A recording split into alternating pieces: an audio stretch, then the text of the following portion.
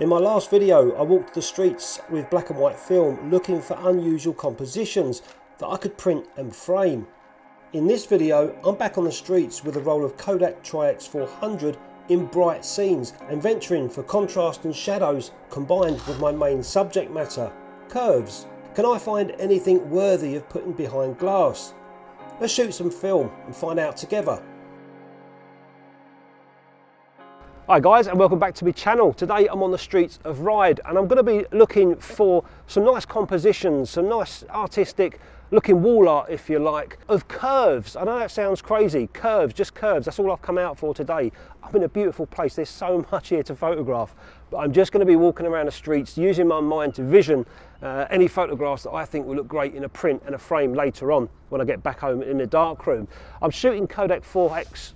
I'm shooting Kodak Tri-X400. I've got the Nikon F3, I've got a 28mm lens, and I've also got a 50mm lens in the bag as well. And it's perfect today because the sun is my mate and I'm getting bags of contrast, which is what I want these photographs to look like. I want to get contrast in these photographs. I want to get close up with any objects that I see walking around that have got some sort of curvature, and I can have those curves coming in and out of different parts of the frame. Wherever I want to place them, I can, using my camera, my body, shifting, tilting, etc. and try and just get some nice black and white, strong black and white photographs. I'm not going to be doing anything fancy with the film, I'm just going to be shooting it at 400, and I need a 400 because most of these I want to shoot with a small aperture. I don't really want much shadow depth of field going on, I want everything in focus in the scene. So with a 400 film and that sun, I should be able to get a decent shutter speed handheld and a small aperture for loads of focus. And it might sound easy, but it's not as easy as you think, this kind of photography. I'm looking around me, I can't really see many curves, everything's lines. So I'm going to start off right here with this sofa. I've got these cable barrels here. Over there is a beer barrel. I've got plenty of curves in this place that I could maybe get some photographs. Let's see what we can do. I've got plenty of photographs in here to play with and experiment with. Most of these won't come out as expected, but some of them they will, and they're the ones that I'm after. F11 1/25 of a second, and I'm using auto aperture priority here. You'll notice I've got bins on as well. I went to the opticians the other day and apparently I was blind as a bat. I never realised when I was talking into the camera before without the glasses, everything was blurry, but to me it looked normal. Wow, I could see everything. There's a lot of negative space here. Let's try and get some of the wording in. Let's try that. There's plenty of curves going on now. And we've got loads of shadow. These glasses are much better.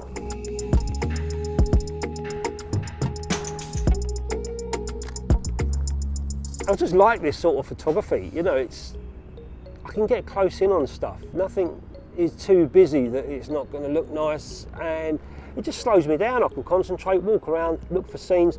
Like this chair at the moment, I'm sitting on some leather chair in this skate park. Luckily there's no kids running around on their skateboards. This would look awful if I took a picture of it full frame, you know, there's no reason, it just looked messy. But if I get close up and use all these curvatures and the sun and the shadows and crop it in from the negative onto a print, it might look quite nice. And that's another thing as well, I don't need to use the full 35mm frame. If I think a print looks nice, just by cropping it square maybe, or just cropping it and shaping it how I want under the enlarger when I get back in the darkroom, that's fine. That's the work that I've made from this photograph. I don't need to put the whole negative in to show that my compositions are fantastic out of the camera.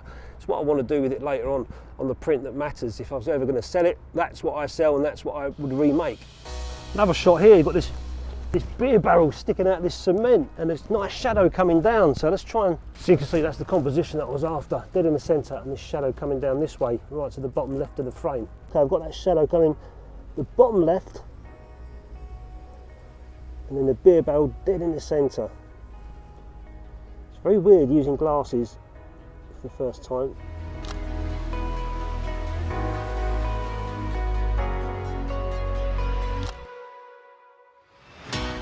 So I've decided for these shots, I've also got a yellow filter on here as well, an orange filter, sorry, an orange filter just in case I want to shoot up towards the sky. The sky is nice and blue, so this orange filter will turn out nice and dark and contrasty. But I'm switching lenses because I think the 28mm is restricting me quite a lot. Where it's so wide, I'm having to get so close, but yet I'm still getting stuff in the frame that I don't want. So I'm going to switch over to a 50mm lens and we'll see how we get on with this.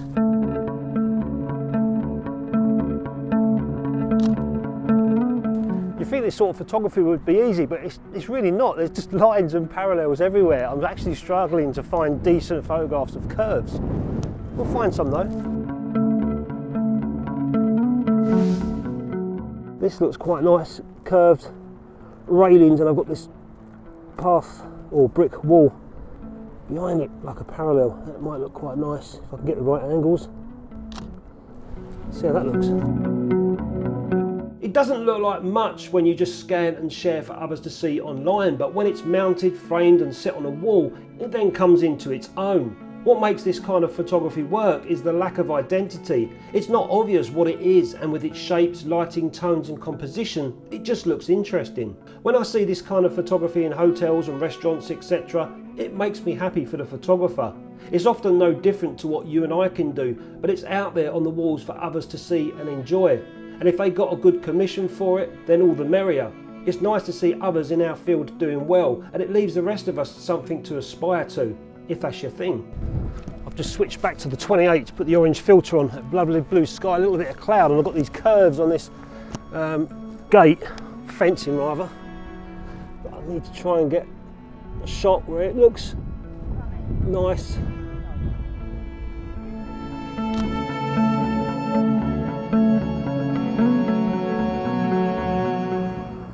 This would look nice on orthochromatic film, the red and the silver. Some lady just come up to me and said, "What are you photographing?" I was trying to explain what I was doing. People think you're a right weirdo. Maybe I am.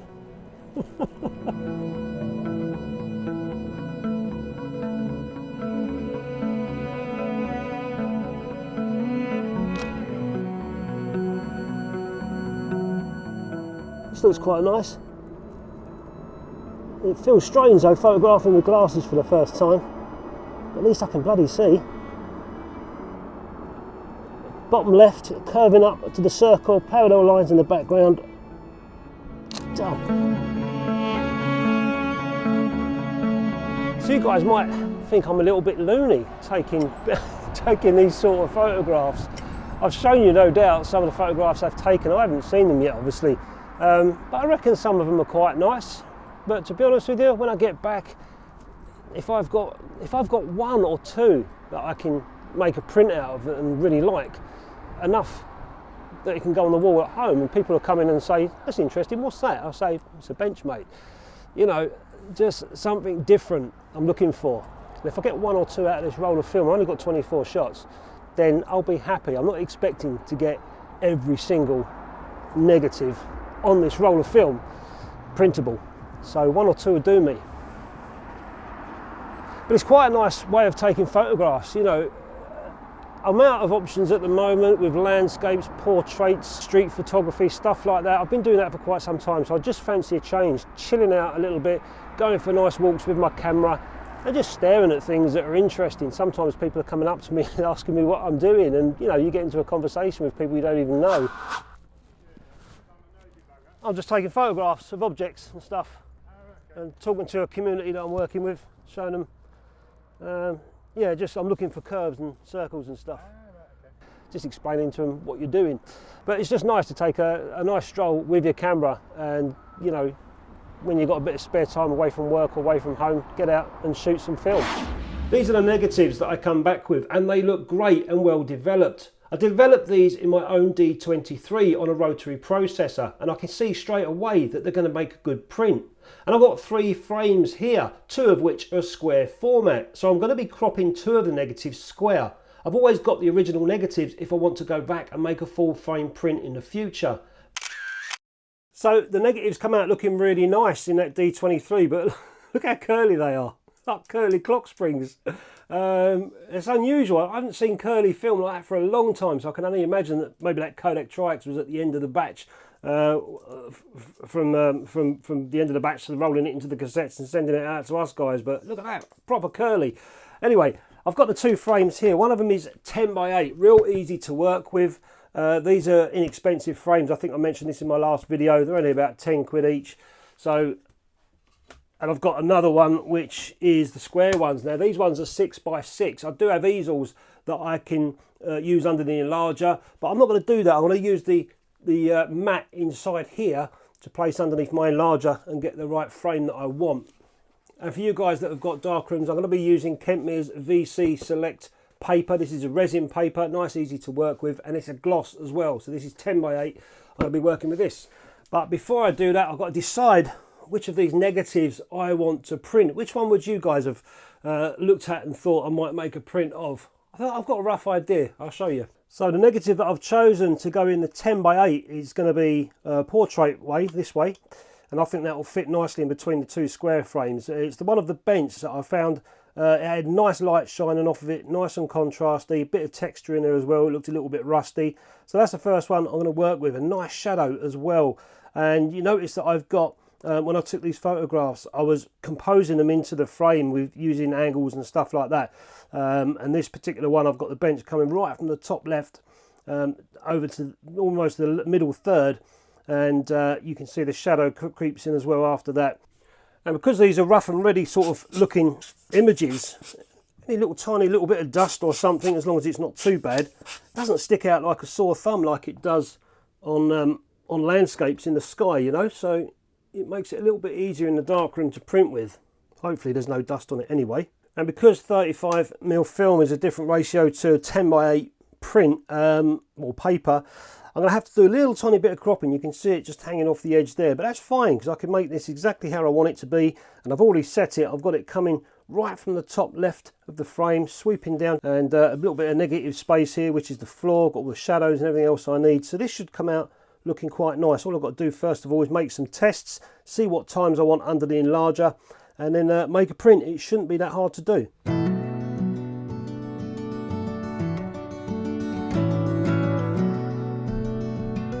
So I've just done my test print and it looks like 10 seconds, and I'm looking through here. I'm going to try and show you on my phone the grain on this Kodak Tri-X. There it is there. Can you see that grain? Oops.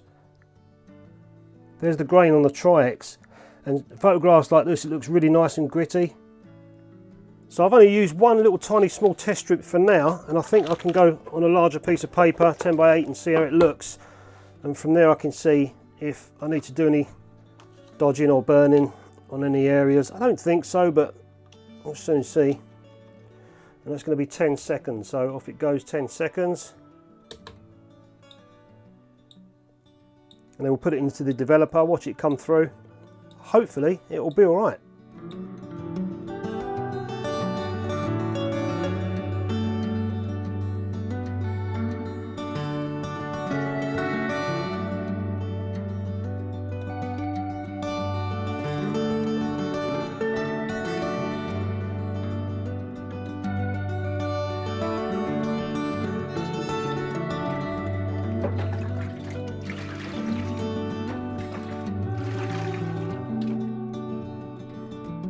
So that was the first one I did. It's just a bit too light here, kind of not blown out, but it's just too light on the rail. So I had to just stop open a little bit on the aperture. So instead of f8, I went to 5.6. The same time, this time I got the darkness in, got the texture in, and everything else there that I like. So that one is really good. I'll show you that framed in a minute.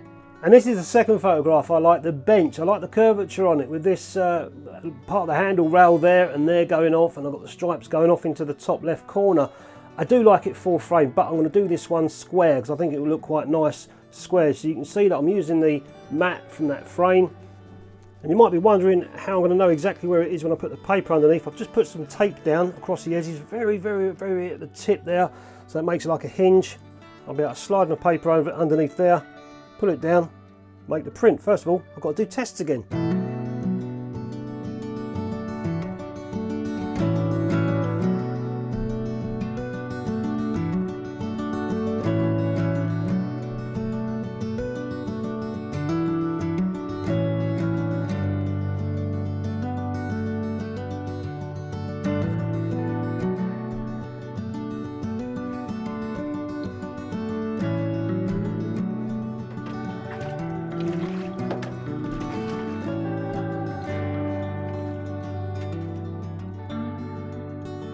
And for the last square frame, I've chose this picture. I quite liked it, the railings. It's a nothing picture, but I just like I like the blackness of the sky, and I like the silvery chromy look of the fence. Hopefully this will come out okay on the enlarger. I've had to really clean the negative because any little tiny speck of dust on this sky is going to ruin it. I could spot it out, but I'd rather not. So a good old clean on the neg. Hopefully this will come out. You notice I've got one coming up and then down, so we're covering that lower third, and then another one from this lower third all the way up to the top right of the frame. So we've got a nice composition in there, not negative space going on around here, but we've got a cloud to fill that. Let's see what happens. And into the developer. So hopefully, if this one's okay, I've got 3 nice prints. Now some people might not agree with cropping a negative. They like the idea that the full negative is on the paper. But if I like a print or a negative and I think it looks better cropped, or I want to crop it for a particular frame, I'll do so. Like I said earlier on, I've got the original negative. I can always do a full print. I know it's a good one, so I can always do a full size print if I want to. But for now, this is looking nice.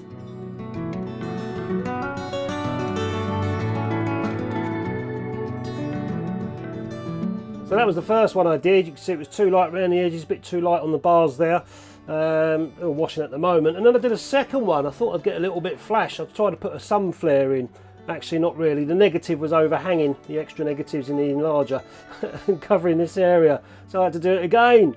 And then I finally got there with this one. Lovely jubbly.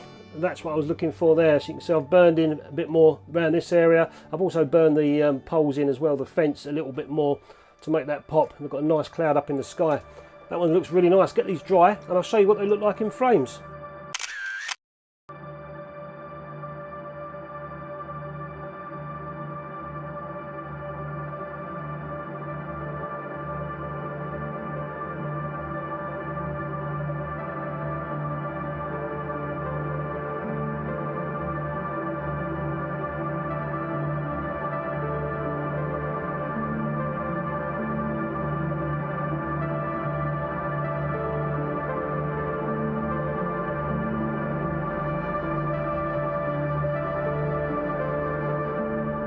So I finished my darkroom session. I got the photographs that I wanted, put them in the frames. You can see them sitting there all handsome behind me. That was quite a nice shoot. I enjoyed that. Nice sunny day, making the most of that bright contrast and walking around looking for close-up detail like I was in the last video, but this time I gave myself a little more option, which was go out and look for curves. And so I was looking for compositions with curves in and just seeing what I can come back with. I think I've come back with a nice bunch of negatives, and especially 3 that I've chosen to frame now. Of course I could have chosen to frame the square ones differently, all the same 10x8 frame as you see behind me there, but I decided to go 2 square and 1 in the middle. So I'm going to get those put indoors and see how they look on a certain wall, all in unison, and hopefully they'll stay there for some time until I decide to change them. And it really isn't difficult, this sort of photography. It really does get your creative juices flowing and also your composition juices flowing as well. Makes you think a little bit more, and it is quite fun as well. And you'll be surprised how much is out there to photograph if you walk around and ponder and see what you can come up with, getting close with detail. Just make sure that you let anybody know nearby that you're a photographer and you're taking pictures, otherwise they'll think that you're the local weirdo like they do with me. And I'll leave you with one more photograph that I took that I found quite cute, quite interesting. A little bit, it's still on lines of curves, but this one sort of took me and I thought I've got to get a picture of that. If only I had a closer lens. I'll show you that picture now, guys. Thanks a lot for watching. I'll catch you next time.